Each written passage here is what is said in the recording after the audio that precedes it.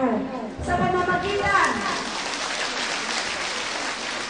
pamamagitan po ng kahit paano yung honorarium na ating naipapaabot bilang pagdagdag sa inyong pong pagiging partner at frontliners ng mga programa na meron po ang ating provincial government. Tama po ba?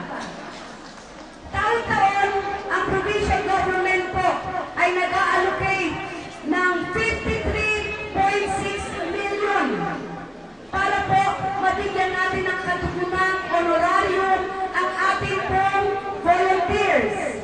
Alam niyo po ba kung ilan ang lahat ng ating volunteers? 8,763.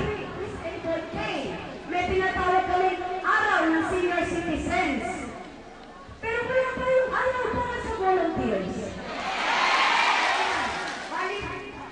31 municipalities and 3 cities na bawat bayan ay mayroon tayong mananalo na isang model volunteer. Barangay health worker, barangay nutrition scholar, at daycare worker. Approved pa yan sa inyo? Okay po ba?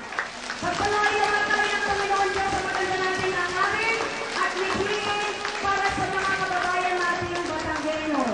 To all our volunteers, I commend you. Keep up the good work, but we will be implementing our new policies.